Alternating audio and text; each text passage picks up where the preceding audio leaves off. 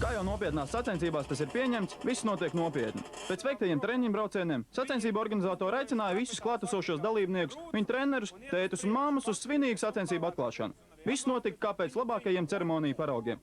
Organizatori aicināja mūsu labāko Latvijas 50 kubikcentimetru braucēju Matīsu Karro, lai viņš uzvelk mastā Latvijas karogu, pēc kā tika atskaņota Latvijas himna. Saņemot uzmundrinājumu vārdus no organizatoru puses, visi bija gatavi traukties trasē pēc kārtējiem ieskaitas punktiem. Ļoti optimistisks bija noskaņots jaunais igauņu talants un mūžīgais Matīs pretinieks Laurija Lehtla.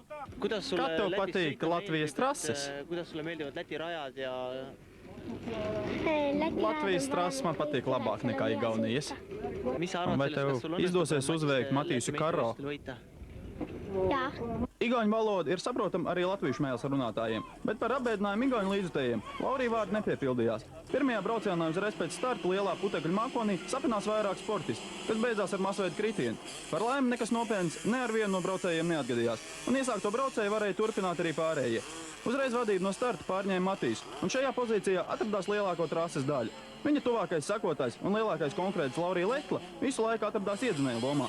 Mājas sienas vienmēr palīdz, un šo braucienu Matīs veic ļoti pārliecinoši, uz ko igauns atbildēja ar vairākiem kritieniem. Kā tev izdevās tā izvairītos no tā kritiena, kas sākumā bija drausmīgais?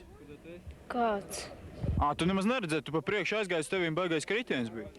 Jā? Jā. Kā tev vispār izdodās un nenokrist? Lauri atkal nokrit šitajā braucienā? Tāpēc, kad viņš droši vien samisējās ar bēbīšiem. Duelī starp Latvijas un Igaunijas jauniem puikām otrajā braucienā izmaiņas vērojams nebija. Lielākā cīņa izvērsās starp diviem pašmāju, bet dažādu klubu braucējiem – Augustu Justu, kurš pirmo braucienu noslēdz kā trešais, un Tomu Macuku, kurš pirmajā mēģinājumā bija ceturtais. Šajā braucienā sportisti bija mainījušies vietām un finišēja apgrieztā secībā. Tā, pateicoties izcīnītajai trešajai vietai otrajā braucienā, pie kopvērtiem trešās vietas tika Mega motosporta kluba braucējs Toms Macuks, bet ceturtais palika Elkšņu kluba pārstāvs Augusts Justs. Kā tu domā, izdosies šodien uzkāpt augstāk par trešo vietu? Pati varbūt. Kāpēc tev neizdodas kaut kā apsteigt to Lehtlu un Karro? Neizdāk šogad vēl. Bet izdosies, kā domā? Varbūt, kad izdosies. Varbūt to mocīt pa šo akaru, varbūt to spēcīgāk mocīt vajag. Vajag bišķi.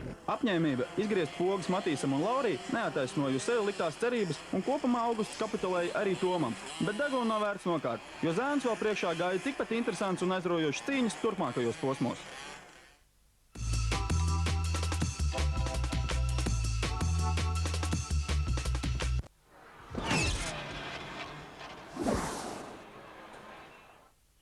Arī Elkšņos nebija izņēmums, un trase bija gana grubuļaina, lai liktu smilts izbaudītu vairākiem sportistiem. Un ne tikai sportisti ciet no nelīdzinās trases, bet arī paši braucamie. Un ja nepalīdz cits, tad jāpalīdz pašam sportistam.